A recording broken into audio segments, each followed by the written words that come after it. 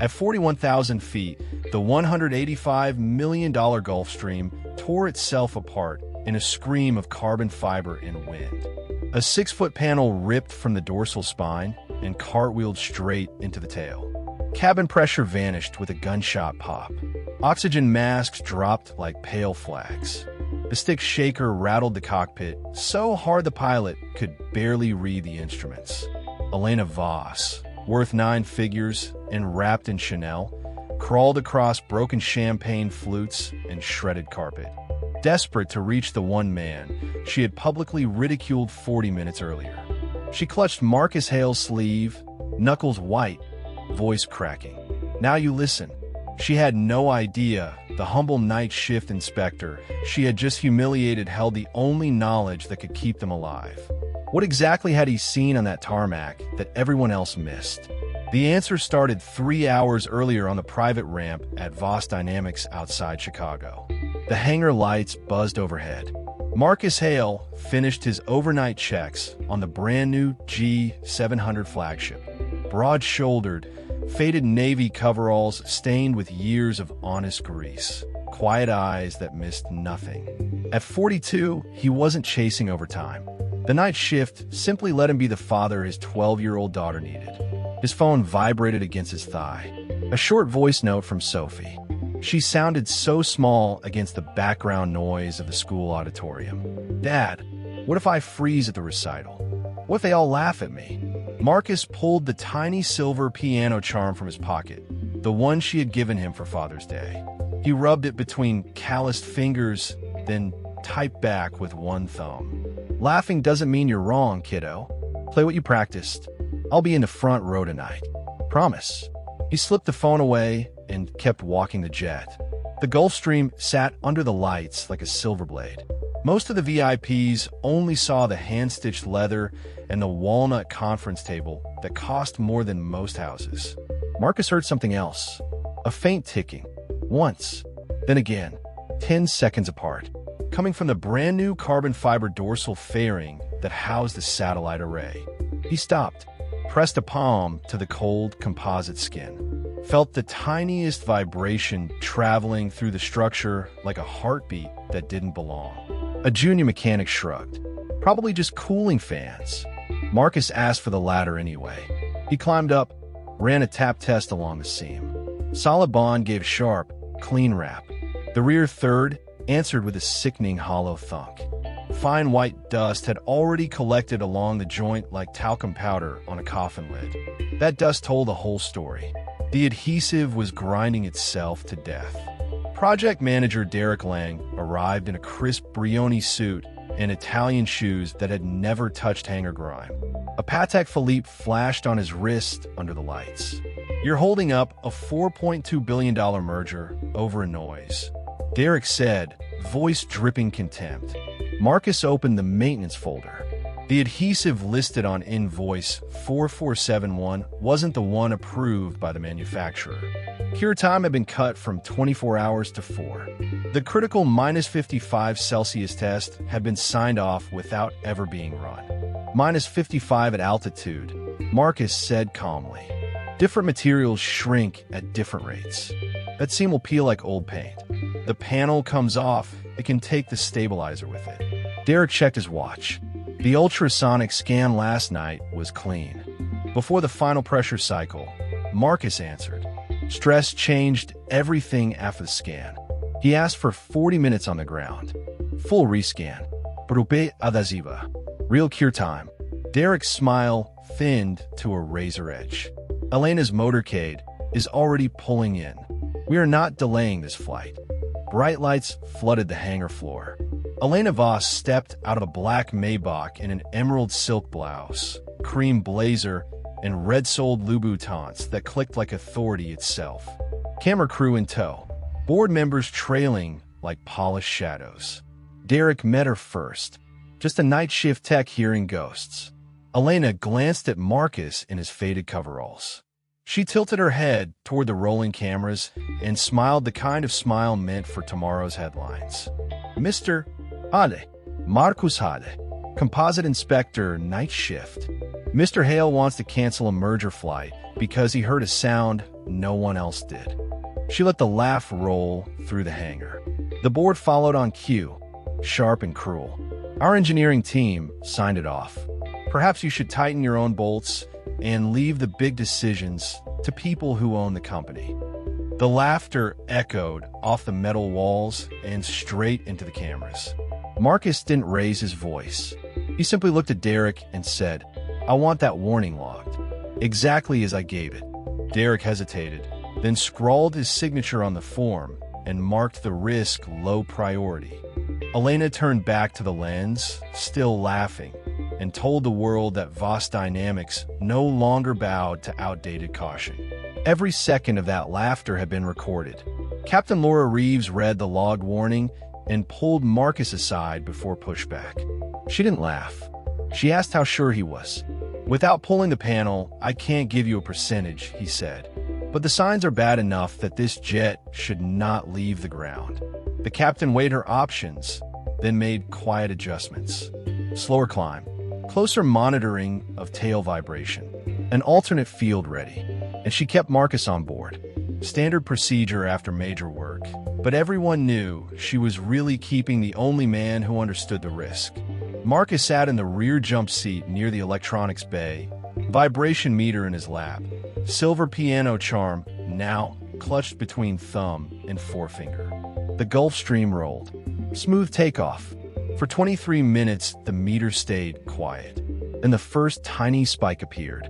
Marcus keyed the intercom. "Hold altitude. Reduce speed 2 knots." Derek's voice crackled back from the forward cabin, annoyed. A handheld toy is not flight data. But Captain Reeves listened. At minus 50 degrees, the wrong adhesive turned brittle. The first hairline crack formed at the leading edge of the fairing. High-speed air found it. The ticking became a crack, then a ripping sound that rolled the length of the fuselage like distant thunder. Marcus kept his eyes on the accelerometer, voice steady. "Another knot off. Watch your trim." The jet climbed higher. The temperature dropped further. The crack propagated.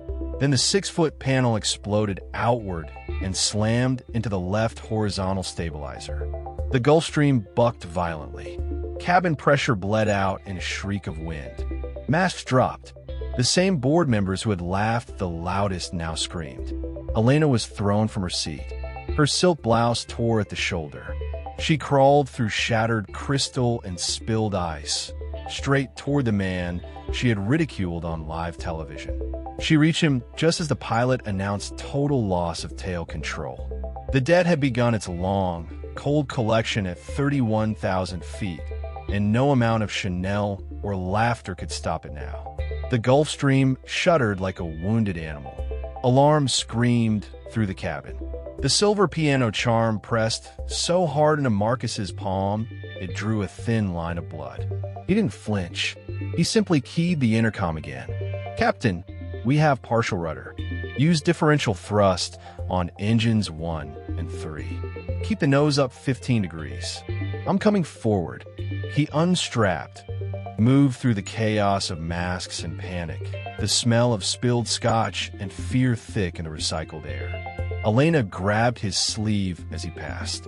Her manicure was chipped, her voice raw. "Marcus, I am sorry. I didn't. Not now." His tone was flat, almost gentle. The same voice he used when he told his daughter the transmission on the old pickup could wait 1 more week. He reached the cockpit. Captain Reeves glanced back once, eyes steady under the emergency lights. "You were right about the adhesive batch from Tulsa. Invoice 4,471. They swapped suppliers to save 8 cents a gram." Marcus nodded once. He took the spare headset, slipped into the jump seat behind her. For the next 43 minutes, he became the man he had buried 6 years earlier. The man who once rode shotgun on classified test flights out of Groom Lake. The man whose call sign had been Ghost Rider 12. He talked the crew through a manual trim reset no checklist had ever covered. He calculated new center of gravity numbers on the back of a sick bag while the stabilizer groaned above them. Every correction came calm, precise, almost bored. The same tone he used when he told mechanics at the county airport that their weld on a Cessna exhaust was about to fail. The board members in the rear cabin went quiet. No more screaming, only the sound of breathing through oxygen masks and the low moan of stressed metal. Derek sat rigid in his Brioni suit, now wrinkled and damp with sweat, his Patek Philippe ticking uselessly against his wrist. The $87,000 watch that couldn't buy him one more knot of control. They landed at a military divert field outside Colorado Springs at 2:14 a.m. The runway lights painted the cracked fuselage in harsh white. Fire trucks waited in silent amber strobe. When the stairs dropped, Marcus was first off, still clutching the silver piano charm. He helped the flight attendant down, then the pale executives one by one. Elena came last. She couldn't meet his eyes. A week later, the NTSB report landed like a hammer. Cause: improper adhesive application on horizontal stabilizer fairing. Batch #TUL 4471. Contributing factor: ignored pre-flight warning from contract mechanic Marcus Hale.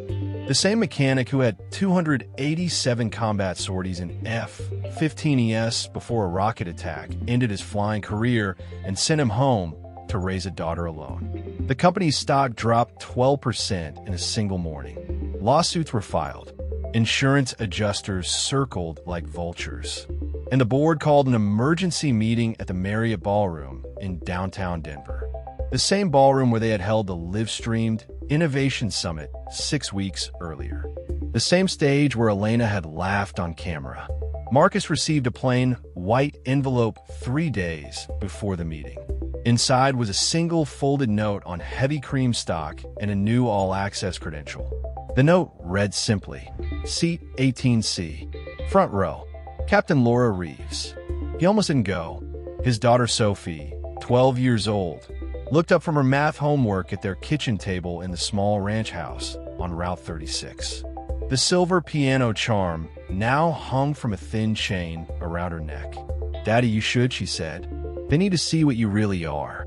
So he went, wore the same faded Carhartt jacket, same scuffed work boots. The room was packed. Every executive, every laughing shareholder from the original live stream, every reporter who had clipped Elena's soundbite and played it on repeat. The air smelled of fresh coffee and expensive cologne. Elena stood at the podium in a charcoal Armani suit, no longer spotless. Her hands trembled as she read the prepared statement. When she reached the part about errors and oversight, her voice cracked. She looked straight at Marcus in seat 18C and stopped. The silence stretched. Then she did something no one expected. She stepped away from the microphone, walked down the 3 carpeted stairs, and crossed the open floor until she stood directly in front of him. Cameras flashed. Phones rose. The entire room watched. "Marcus," she said, voice low enough that only he and the nearest rows could hear. "I was cruel because I was scared. You saw what I refused to see. I laughed at the only person who could have saved us. I am sorry. Truly, I was wrong." Her eyes were wet. The same eyes that once dismissed him as scrap metal now held something raw and human. Marcus studied her for a long second. Then he reached into his jacket pocket and pulled out the original folded warning log from that morning on the tarmac. The one with her own signature at the bottom, trembling slightly. He placed it gently in her hand. "Apology accepted," he said. "Now finish the job. Tell them the rest." Elena returned to the stage. She didn't read the scripted lines. Instead, she told the truth in plain sentences. How a single dad with grease under his nails had flown more combat hours than most of the generals in the room. How he had warned them in writing, in person, on camera. How his daughter's piano charm had become the only thing keeping him calm at 31,000 feet while the rest of them screamed. When she finished, she looked directly into the main camera. "You publicly humiliated Marcus Halle. Today, I publicly thank him for saving every life on that jet, including mine. The company will be restructuring. He has been offered the position of Director of Maintenance Oversight with full authority. I hope he takes it. The board and I will be following his lead from now on." A slow clap started in the back. Captain Laura Reeves. Then another, and another, until the entire ballroom stood. The sound rolled over Marcus like distant thunder. Only this time it didn't threaten to tear anything apart. He sat motionless, silver charm now back in his pocket, warm from his own body heat. The debt was paid, not in screams or lawsuits, but in the one currency that mattered: witnessed respect. 3 months later, the company jet, fully repaired under Marcus's exacting eye, taxied out at dawn.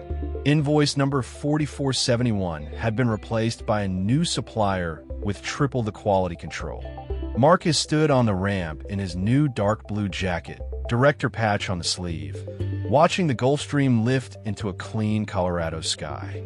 Sophie stood beside him, wearing the silver piano charm like a medal. She slipped her small hand into his. Elena approached from the operations building, same Armani suit, but the shoulders no longer carried invisible armor. She stopped a respectful distance away. "Flight plan filed for D.C., she said. "They want us to testify on maintenance oversight reform. I was hoping you'd sit beside me this time, not in the back." Marcus looked at his daughter, then at the woman who had once tried to erase him. He gave his smallest nod. "Seat 18C again?" he asked. Elena smiled for the first time in months. It looked almost real. "Seat 18C is permanently yours." Later that evening, back at the ranch house on Route 36, Marcus sat on the porch steps. The sun bled gold across the hayfield. Sophie practiced scales inside, the old upright piano singing through the screen door. He pulled the silver piano charm from his pocket and turned it slowly in the fading light. The same charm his late wife had worn the day she first told him she was pregnant. The same charm that had traveled with him through 287 combat missions, through years of quiet hangar work, through 31,000 feet of terror and redemption. He slipped it back around his neck. Some debts take years to collect. Some are paid at altitude. But the ones that matter most are paid in front of the very people who once laughed. And they are paid not with revenge, but with the quiet, stubborn grace of a man who never stopped being exactly who he was. In the end, the underdog doesn't win because the world suddenly becomes fair. He wins because he was never truly an underdog at all. He was simply waiting for the moment when the noise finally died down enough for everyone else to hear the truth that had been there all along. Competence doesn't shout. It simply shows up again and again until the laughter turns to silence and the silence turns to respect. And sometimes, if you're lucky, it turns into something that feels a lot like family. The piano played on inside the house. Marcus closed his eyes and listened. The sound was steady, true, and unafraid of whatever came next.